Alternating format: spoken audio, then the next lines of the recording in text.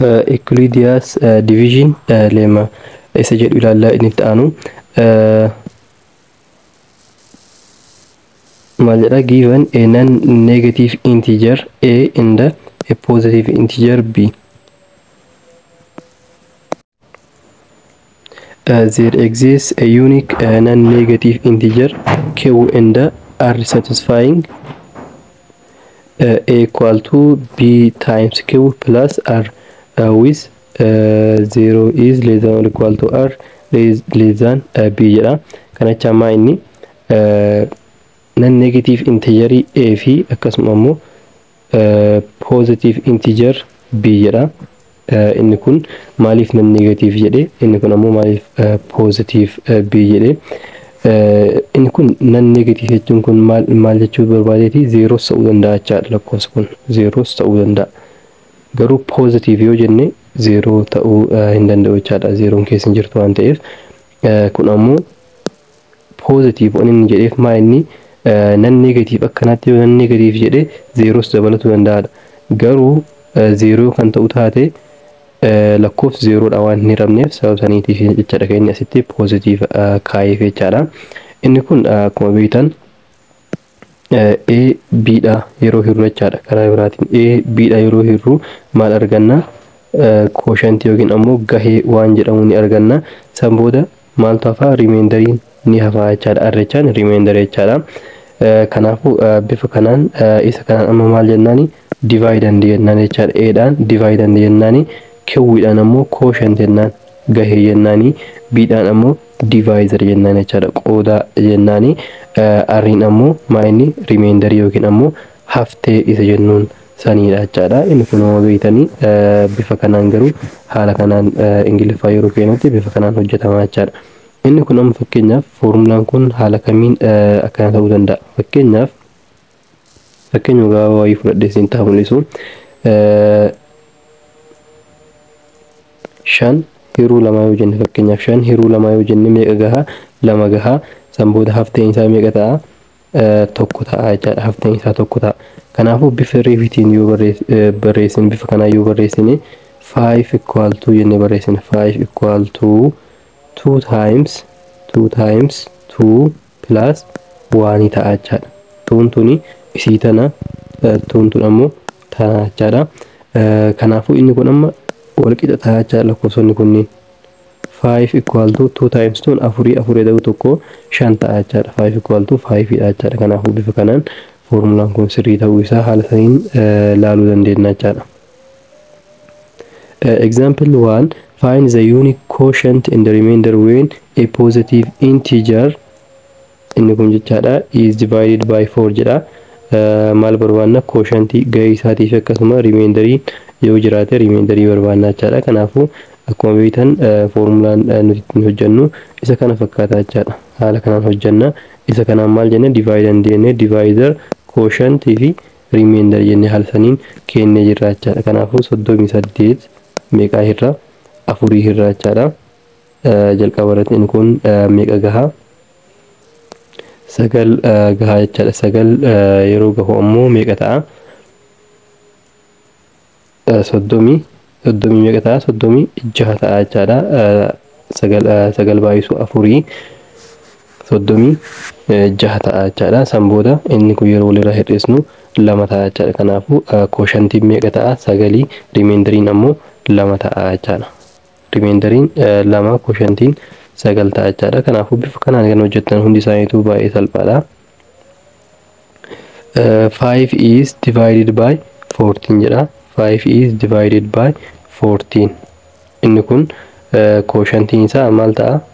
0 dha. Remainderiin ammoo remainderiin isaa maal ta'a? Remainderiin 0 ta'a. Maaliif? Inni ramne waan ta'eef inni kun. Inni ramne waan ta'eef akkasitti maal fudhate? The number 5 is less than remainderiin 0 ta'u 5 mata. Maaliif? Inni ramne waan ta'eef isuma san ta'a jechaadha. Lakkoofsuma jalqabaa san ta'a 0 osoo hin taane lakkoofsuma jalqabaa san ta'a jechaadha. The number 5 is less than the divisor 1/4, so the quotient is 0.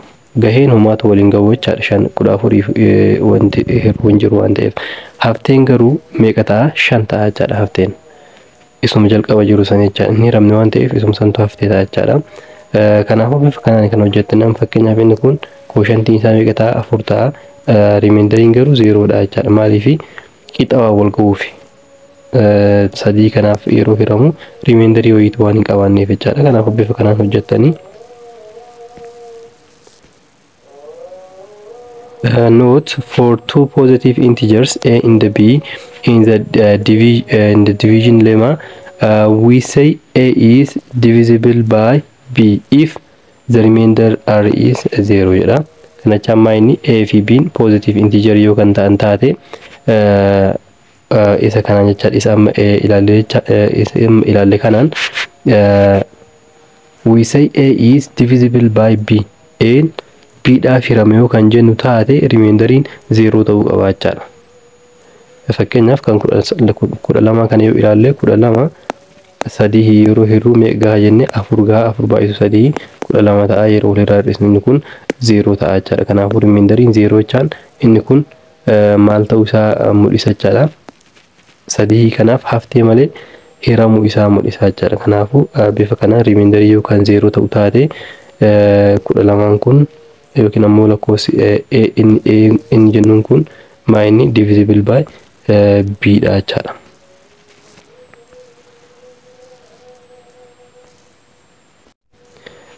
Exercise 2.2 ammoo maal jedha? For each of the following pair of numbers, let a be the first number of the pair and b be the second number. Fakkeenyaaf isa jalqabaa kan yoo kan ta'u taate b ammoo kan lammaffaa kan yoo kan ta'u taate jechuudha. Isaan kanniin yoo kan ta'u taate maal goona? Find q and r for each of the pair such that a equal to haala kanaan akkinni barraa'utti maal barbaanna? Kooshantii fi rimeendarii barbaannaa jechaadha. Kooshantii fi rimeendarii barbaannaa jechaadha. Kanaafuu isuma jalqabaa kana yoo hojjennu fakkeenyaaf 14 meeqaaf irra 3 irraa jechaadha. Meeqa gaha? 4 gaha 4 baay'isuu 3 12 ta'a jechaadha. Kanaafuu hafteen keenya meeqa ta'a? 2 ta'a jechaadha. Hafteen 2 ta'a. Kanaafuu rimeendariin maa inni 2 kooshantiin garuu 4 ta'a jechaadha. Inni kun homaa hojjetaa turre. Lammaffaan ammoo find the unique quotient and the remainder when 31 is divided by 6 jedha. Inni kunis haaluma amma hojjenneen hiruudha jechaadha. 31 meeqaaf? 6 yeroo hirru meeqa ta'a? 5 ta'a. 5 baay'isuu 3 inni kun 5 baay'isuu 6 30 ta'a. Kanaafuu rimeendariin keenya 1 ta'a jechaadha. Sadaffaan maal jedha? Find 4 positive integers when divided by 4 leaves remainder 3 jedha. Inni kun lakkoofsa positive ta'an positive integerii 4 barbaannaa jechaadha. Kan akkamii? Yeroo 4f hirru rimeendariin isaanii kan 3 ta'uu jechaadha. Kan 3 ta'u fakkeenyaaf inni kun haala kamiin argattan? Kan akkana kana 4 yeroo hirru rimeendariin isaa kan 3 ta'uu jedha. Kanaaf asumara 3 dha. 3 yeroo edatan meeqa ta'a? 7 ta'a jechaadha. 7 ta'a. Kanaaf inni 7 kun amma yeroo 4f hirru rimeendariin isaa 3 ta'a jechaadha. Tokko argannee jirra. Inni lammaffaan ammoo kan 4f hiramu soqa ammas lakkoofsa 4f hiramu kan inni 8 fakkeenyaaf 4f ni hirama haftee malee jechaadha. 8 san irratti maal gootanii? 3 edatan. 8 eda'uu 3 gootanii inni kun meeqa ta'a? 11 ta'a jechaadha. Inni lammaffaa isa kana 11 fakkeenyaaf amma 4f yoo hirtan meeqa ta'a? Meeqa gaha? 2 gaha 2 baay'isuu 4 8 ta'a. Yeroo walirraa hir'isa inni kun rimeendariin keenya meeqa ta'a? 3 ta'a jechaadha. Inni biraatis ammas kan 4f hiramu 12 kanarra 3 edatanii meeqa ta'a? 15 ta'a jechaadha. Ammas kan 4f hiramu 16 irra 3 yoo edatan meeqa ta'a? 19 ta'a jechaadha. Bifa kanaan maal gootanii afran jedhame haala kanaan argatu dandeettan jechaadha bifa salphaa ta'een.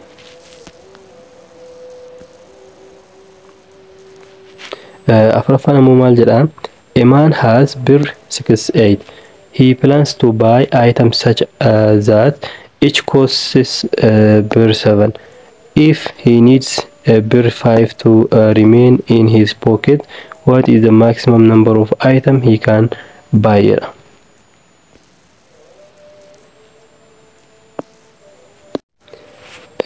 Kun ammoo maal jechuu feetan? Namni wayii birrii 68 kiisii qaba. Akkasuma ammoo maal bituu barbaade? Itemii wayii bituu barbaade, meeshaa wayii bituu barbaade jechaadha. Birrii meeqa baasu? Birrii 7 bitaa jechaadha. Meeshaa kana birrii 7 bitaa. If he needs bir 5 to remain in his pocket. Birriin 5 garuu birrii 68 kana keessaa kiisii isaa keessatti akka haftu barbaade. Birriin 5 akka dhumattu hin barbaanne jechaadha. Birrii kana hundaan bituu hin barbaanne. Birriin 5 kiisii isaa keessatti akka haftu barbaade. What is the maximum number of item he can buy jedha. Itemiin kun yookiin ammoo meeshaan inni bituu maximum isaa meeqa birrii kanaan jechaadha. Birriin 5 keessatti haftee fi birrii 68 kana keessaa birriin 5 keessatti haftee fi meeshaan inni bituu guddaan maximum meeqa ta'aadha. Kanachaan haala kamiin hojjetuu dandeenya? Birriin inni qabu jalqaba meeqa? 68. Akkasitti haftuu kan inni barbaadamu meeqa? 5. Kanaafuu asirraa meeqa hir'isna? 5 hir'isna jechaadha. Kiisitti akka haftuuf waan barbaannuuf kanaafuu 63 ta'a jechaadha. Kanaafuu 63 kanaan kan inni bitu amma. 68 keessaa 5 tana kiisitti waan hambifatuuf isiisan irraa hir'isnee 5 kiisii qabaa jechaadha. Birri inni meeshaa ittiin bitu ammoo meeqa? 63 tana jechaadha. Kanaafuu 63 tanaan tokkochi birrii kan inni baasu meeqa? 7 baay'isuu maal jennaan? Xaa jennaan. Xaan kun ammaa inni meeshaa inni bitu jedhu jechaadha. Hagi isaa baay'inni isaa waan hin beekneef meeqa ta'uu qaba? 63 ta'uu qaba jechaadha. 63 ta'uu qaba jechaadha. Kanaaf maal godhama? 7x equal to 63 ta'a jechaadha. Over 7 jennaani. San booda x equal to maal ta'a? Inni kun yeroo hir'u 9 ta'a jechaadha. 9 ta'a. Kanaafuu 9 ta'a jechaadha. Wanni inni bituu danda'u 9 ta'a jechaadha. Kaitaan ammoo number 5. Find the remainder of 5m plus 1 times 5m plus 3 times 5m plus 6 over 5 for m is non-negative integer jedha. 5 kanaaf maal goona? Isa kana hiruudhaan remainder isaa meeqa akka ta'e barbaadii jedha jechaadha. Kanaafuu maal goona? Inni kun 5m plus 1 isa jedhu kana keessatti fakkeenyaaf inni kun 5f yeroo hirru 5m inni jedhu kun 5f ni hirama remainderiin qabu. Maaliif 5 baay'isuu m jechaan m kun saantii wayii yookiin lakkoofsa wayiiti waan ta'eef rakkoon qabu jechaadha. 5 waan hirraa jirru 5 yeroo baay'isu fakkeenyaaf 5 baay'isuu 3 yoo jenne m 3 yoo ta'e fakkeenyaaf inni kun 5 ta'a jechaadha. 4 yoo ta'e meeqa ta'a? 20 ta'a. Akkuma argitan meeqaaf ni hirama? 5f ni hirama jechaadha. Inni kun karaa biraatiin maal jechuu seetan? Tokko kana 5 hiruu jechuudhaan remainderiin isaanii wal fakkaataadha. Kana hiruu fi kana hiruun 5 kana hiruun remainderiin isaanii wal fakkaatan. Maaliif inni kun erga hiramee isa asitti eda'ame kanatu remainerii kennaa jechaadha isa kana hiruudhaan. Kanaafuu tokko 5 yeroo hiruu remainderiin kenne meeqa ta'a? 0 gahee remainderiin tokko ta'a jechaadha. Inni hiramni isuma san ta'a. Tokko inni jalqabaa isa kana. Inni lammaffaa ammoo 5m plus 3 over 5 dha. Inni kunis kun ni hirama. Kanaafuu kan nuti ilaallu isa kana jechaadha. Isa kana meeqaaf irra? 5f irraa jechaadha. 3 hiruu 5 goona. Kunis 0 gahee remainderiin 3 ta'a jechaadha. Remainderiin 3 ta'a. Inni itti aanu ammoo kan xumuraa isa kana 5m plus 6. 5m plus 6 isa jedhu isa kanas kan ilaallaa jechaadha. Kanaafuu 6 meeqaaf irra? 5 yeroo hirru tokko gahee hafteen meeqa ta'a? Tokko ta'a jechaadha. Kanaafuu kan nuti qabnu amma remainderiidhaan 3 tokko qabna jechaadha. San booda maal goona seetan?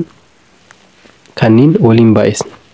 3 isaaniitu 3 baay'isuu tokko jennaani meeqa ta'a? 3 ta'a jechaadha. San booda 3 kana deebinee ammas 5 irraa jechaadha. 3 hiruu 5 goona. 3 hiruu 5 yeroo goonu meeqa ta'a?